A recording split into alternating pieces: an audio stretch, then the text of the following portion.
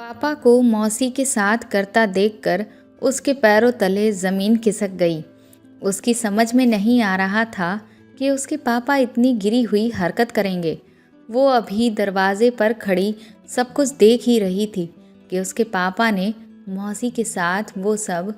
अगले दिन सुबह के 10 बज चुके थे।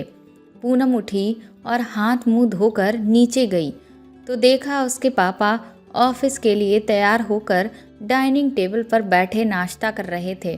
उसकी मौसी भी वहीं पर बैठी हुई थी और मोबाइल में देखकर कुछ खा रही थी। पूनम की मौसी उनके साथ ही रहती थी। पूनम के कोई मामा नहीं थे और नाना नानी का भी देहांत हो गया था। पूनम ने अपने नाना नानी को नहीं देखा था। उसकी मौसी का कोई सहारा नहीं था, तो पूनम ने जब से होश संभाला उन्हें यहीं देखा। पूनम ने कई बार अपनी मम्मी से पूछा कि उसकी मौसी ने शादी क्यों नहीं की, तो वह बोलती थी कि उसका कभी शादी करने का मन ही नहीं किया। जब भी शादी की बात होती थी वह रोने लगती थी और फिर नाना नानी इस दुनिया से चले गए तो हमने उस पर जोर नहीं डाला और वह तब से हमारे साथ ही रहती है। पूनम ने बचपन से ही नोटिस किया था कि उसके पापा उसकी मम्मी के साथ अच्छे से पेश नहीं आते हैं, उन पर गुस्सा करते रहते हैं और हाथ भी उठाते हैं, जबकि वह मौसी के साथ बहुत प्यार से पेश आते हैं और उनके साथ बहुत ज़्यादा हंसी मजाक भी करते हैं। पूनम को ये बात बहुत अजीब लगती थी। पूनम के पापा की उम्र लगभग 45 साल के आसपास थी और उसकी माँ की उम्र 43 साल के आसपास थी और उसकी मौसी मीरा की उम्र 40 साल के आसपास थी। 40 साल की उम्र में भी उसकी मौसी काफ़ी खूबसूरत लगती थी। उन्होंने खुद को बहुत अच्छे से मेंटेन कर रखा था और देखने में वह 35 साल के आसपास की लगती थी। पूनम का एक भाई था जो बाहर रहकर पढ़ रहा था। पूनम ने कई बार चोरी छिपे सुना था कि उसके पापा उसकी माँ को पूनम के लिए भी ताना मारते थे। कहते थे कि तूने लड़की पैदा करके मुझ पर बोझ बढ़ाया है। उन्होंने पूनम को सिर्फ ग्रेजुएशन ही कराया था, वो भी उसकी माँ के बहुत कहने पर, जबकि पूनम का भाई बीटेक कर रहा था। जब पूनम छोटी थी तब का तो उसे याद नहीं, लेकिन जब से उसने होश संभाला और उसमें समझदारी आई तब से उसने नोटिस किया था कि उसकी मौसी रात में कई घंटे के लिए उसके मम्मी पापा के कमरे में रहती है और आधी रात के बाद वह उस कमरे से निकल कर आ जाती है। पूनम को ये बिल्कुल भी समझ नहीं आता था कि आखिर उसकी मौसी उस कमरे में क्या करती हैं, वो भी रात में, और ऐसा क्या काम है जो उन्हें रोज़ रोज़ जाना पड़ता है। जबकि उस दौरान पूनम की मम्मी पूनम की मौसी के कमरे में सो रही होती हैं।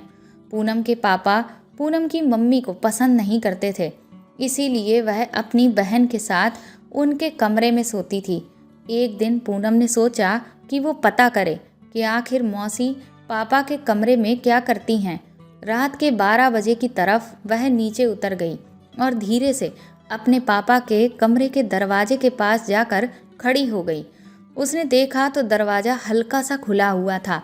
जब उसने उसके अंदर झांक के देखा तो उसकी आंखें फटी की फटी रह गईं, क्योंकि उसके पापा तो उसकी मौसी के साथ वह सब कर रहे थे जो पूनम ने कभी सोचा भी नहीं था। उसके पापा ने मौसी को बाहों में ले रखा था और वह बड़े प्यार से उनके बदन को सहला रहे थे और दोनों एक दूसरे के प्यार में खोए हुए थे। उसके बाद पूनम के पापा ने उसकी मौसी को बिस्तर पर लिटा दिया और वह उनके पास जाने लगे। इसके आगे देखने की पूनम में हिम्मत नहीं थी। उसके तो शरीर से पसीना छूटने लगा था। वह चुपचाप धीरे से अपने कमरे में आ गई। सारी रात वो सोने की कोशिश करती रही, लेकिन उसके दिमाग से वो पापा के कमरे की घटना जा ही नहीं रही थी। जैसे तैसे सुबह की तरफ पूनम को नींद आई। उसके बाद सुबह उसकी आंख देर से खुली। वह उठते ही अपनी माँ के पास गई और उसने उनसे पूछा कि आप पापा के कमरे में क्यों नहीं सोती हैं। तो उन्होंने कहा कि तुम्हारे पापा को मैं पसंद नहीं हूँ और उन्हें अकेले सोना अच्छा लगता है, इसलिए इधर मैं तुम्हारी मौसी के साथ सो जाती हूँ। लेकिन तुम आज ये सवाल क्यों पूछ रही हो? पूनम ने सोचा कि वह अगर अभी कुछ कहेगी तो पता नहीं उसकी माँ उस पर विश्वास करेगी भी या नहीं। उसने सोचा कि पहले वो उन्हें रंगे हाथों पकड़ेगी, उसके बाद सारा सच सामने लेकर आएगी। अगले दिन पूनम फिर रात को नीचे उतर कर गई और उसने देखा कि उसके पापा और मौसी कमरे में मौजूद थे और वह एक दूसरे के साथ वह सब कर रहे थे। तभी पूनम अपनी मम्मी के पास गई और उसने अपनी मम्मी को जगाया। उसकी मम्मी ने कहा कि बेटा, इतनी रात को तुम यहाँ क्या कर रही हो? तो उसने कहा कि चलिए, आपको कुछ दिखाना है। उन्होंने कहा, क्या दिखाना है? वह बोली, चलिए तो आप मेरे साथ। वह अपनी माँ का हाथ पकड़कर उन्हें अपने पापा के कमरे के पास ले आई और दरवाज़ा खोल दिया। सामने पूनम को देखकर उसके पापा और मौसी सकपका गए और अपने कपड़े ठीक करने लगे। उसकी मौसी ने अपने आप को तुरंत ही चादर से ढक लिया और उसके पापा के चेहरे का तो रंग ही उड़ गया था। पूनम बोली कि देखो मम्मी, तुम वहाँ सोई हो और यहाँ मौसी और पापा क्या कर रहे हैं? तुम्हारी पीठ पीछे वह तुम्हें धोखा दे रहे हैं। तुम इतनी सीधी हो कि तुम्हें कुछ भी पता नहीं। तुमने मौसी को यहाँ कितने सालों से रख रखा है और ये तुम्हारा ही घर बर्बाद करने पर लगी हुई है। तभी पूनम की माँ ने पूनम को रोका और कहा, पूनम ऐसे नहीं कहते। तो उसने कहा कि आप कैसी औरत हैं? आपका पति किसी और के साथ है और आपको बिल्कुल भी गुस्सा नहीं आ रहा है? आपको बिल्कुल भी अजीब नहीं लग रहा है? पूनम की माँ ने कहा कि पहले तुम यहाँ से चलो। किसी के कमरे में ऐसे घुसना अच्छी बात नहीं है। मैं तुम्हें सब कुछ बताऊंगी। पूनम की माँ उसका हाथ पकड़कर खींच लाई और उन्होंने पूनम से कहा कि आज के बाद कभी भी तुम अपने पापा के कमरे में रात में मत जाना। ऐसे किसी के कमरे में जाना अच्छा नहीं होता है। देखो, तुम्हारे पापा को कितना शर्मसार होना पड़ा। पूनम रोने लगी और बोली कि आपको अब भी पापा की पड़ी है। आपको ये नहीं दिख रहा कि आपके साथ कितना बड़ा धोखा हुआ है और वह आदमी आपको धोखा दे रहा है। पूनम की माँ बोली, वह आदमी क्या होता है? वह तुम्हारे पापा हैं, तमीज़ से बात करो। पूनम ने कहा कि हाँ, इसी बात का तो मुझे गम है कि वह गिरा हुआ आदमी मेरा पापा है। पूनम की माँ ने उसके गाल पर जोरदार थप्पड़ मारा और कहा कि वह कोई गिरा हुआ आदमी नहीं है। मैं तुम्हें आज पूरा सच बताती हूँ। उन्होंने कहा कि जिसे तुम अपनी मौसी समझ रही हो वह तुम्हारी मौसी तो है, पर मौसी होने के साथ साथ वह तुम्हारे पापा की दूसरी बीवी भी है। तुम्हारा भाई रोहित उन्हीं का बेटा है। तुम्हारे पापा की शादी मुझसे घर वालों की पसंद से हुई थी, लेकिन मैं ज़्यादा सुंदर नहीं थी और उन्हें मैं बिल्कुल पसंद भी नहीं थी। लेकिन मजबूर होकर घर वालों के दबाव में आकर उन्होंने मुझसे शादी कर ली और मुझे अपना लिया। शादी के 2 साल बाद तुम पैदा हुई। उसके कुछ महीने बाद ही नाना नानी इस दुनिया से चले गए। तुम्हारी मौसी अकेली रह गई थी तो वो यहाँ आकर रहने लगी। तुम्हारे पापा को वो बेहद पसंद आ गई। तुम्हारे पापा ने मुझसे कहा कि मैं तुम्हें तलाक देना चाहता हूँ, जिससे वह तुम्हारी मौसी मीरा से शादी कर लें। तो मैंने उनसे कहा कि मैं आपको तलाक नहीं दे सकती हूँ, क्योंकि फिर मेरा क्या होगा? मैं कहाँ जाऊँगी? तब तक तुम भी तो इस दुनिया में आ चुकी थी। तुम्हें लेकर मैं कहाँ घूमती फिरती? मेरा तो कोई सहारा भी नहीं बचा था। तो तुम्हारे पापा ने कहा कि ठीक है, मैं तुम पर एक एहसान कर देता हूँ। तुम यहाँ मेरे घर में रह सकती हो, लेकिन तुम्हें अपनी बहन को मुझसे शादी करने के लिए तैयार करना पड़ेगा। और वैसे भी तुम्हारे माँ बाप तो हैं नहीं और ना कोई भाई, तो तुम्हारी बहन की शादी कौन करेगा? बिना दहेज के इसकी शादी तो होने से रही। यहाँ मेरे पास ठीक ठाक पैसा है और मैं उसे बहुत प्यार से रखूँगा। तो तुम उसे समझाओ कि वह मुझसे शादी कर ले। तुम्हारी ज़िंदगी भी कट जाएगी और उसकी ज़िंदगी तो काफ़ी ऐश से कटेगी। पूनम की माँ उससे बोली कि तुम्हारी मौसी तुम्हारे पापा से शादी करने को बिल्कुल भी तैयार नहीं थी, लेकिन मैंने ही उन्हें समझाया और उनसे कहा कि अगर वह ऐसा नहीं करेंगी तो तुम्हारे पापा मुझे और उसे और तुमको घर से निकाल देंगे। फिर हम कहाँ जाएंगे? कैसे अपनी ज़िंदगी गुजारेंगे? मेरे बहुत समझाने पर उन्होंने तुम्हारे पापा से शादी करने को हाँ कर दी और फिर तुम्हारे पापा ने तुम्हारी मौसी से शादी कर ली।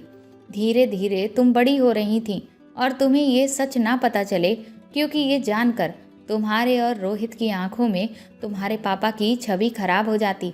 इसलिए हमने ये सब बातें तुम लोगों से छुपा कर रखी थी, लेकिन अब तुम्हें सब कुछ समझ आ चुका है और मैं अब इस घर में एक तरह से एक नौकरानी हूँ जो घर का सारा काम करती है, और असली में घर की मालकिन तो तुम्हारी मौसी है। पूनम अपनी माँ के गले लगकर रोने लगी।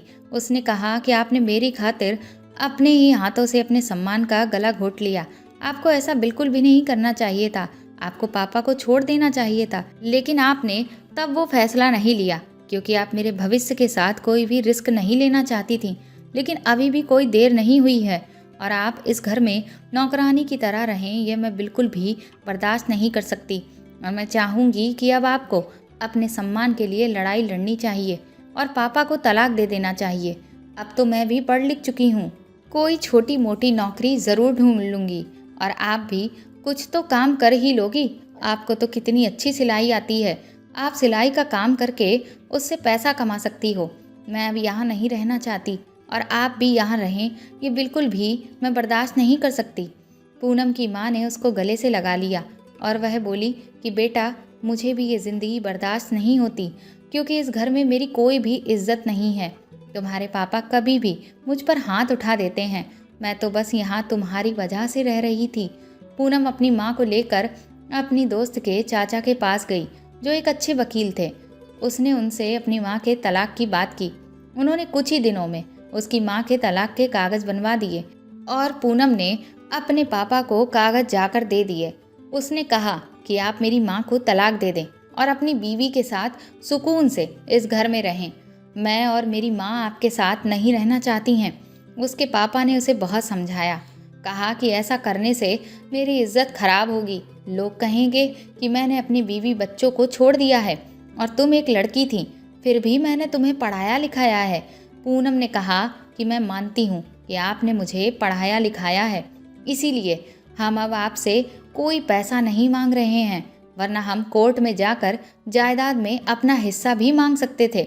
और आपने मुझे मजबूरी में पढ़ाया लिखाया है, क्योंकि अगर आप मुझे छोड़ देते तो ये समाज आपको क्या कहता। आपको तो वैसे भी हमेशा से एक लड़के की ही चाहत थी। मैंने कई बार आपको ये ताना मारते हुए देखा कि ये लड़की बोझ बनकर बैठी है इस घर में। मुझे आपकी ये बातें बहुत बुरी लगती थीं, तीर की तरह चुभती थीं, लेकिन आप मेरे पापा थे, इसलिए मैं आपसे कुछ भी नहीं कहती थी। लेकिन मेरी आंखों में आपकी कोई इज्जत नहीं है अब, और मैं भी तो आपका बोझ ही हूँ, तो इसीलिए आप भी इस बोझ से अब आज़ाद हो जाएं। पूनम ने कहा, आप अगर आसानी से तलाक नहीं देंगे तो हम लोग कोर्ट में आपको खींचेंगे और आपकी दिखावे की इज्जत की धज्जियाँ उड़ जाएंगी। पूनम की धमकी सुनकर उसके पापा को बहुत गुस्सा आ गया और उसके पापा ने बहुत ही गुस्से में उन तलाक के कागज़ पर साइन कर दिए। पूनम अपनी माँ को लेकर चली आई। उसके नाना नानी का एक पुराना घर खाली पड़ा था, वह वहीं अपनी माँ के साथ रहने लगी।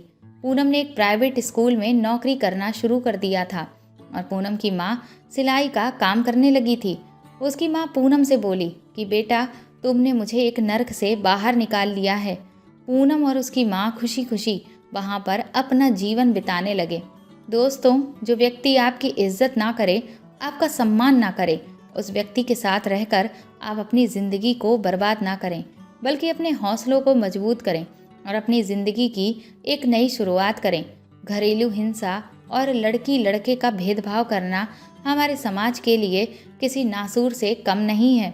लोगों को लड़का ही चाहिए होता है, पर वो ये भूल जाते हैं कि उस लड़के को जन्म देने वाली भी एक लड़की ही होती है। तो दोस्तों, आपको ये कहानी कैसी लगी कमेंट करके ज़रूर बताएं और प्लीज़ इस कहानी को ज़्यादा से ज़्यादा शेयर और लाइक करें। साथ ही अगर आप चाहें तो मुझे सुपर थैंक्स भी दे सकते हैं।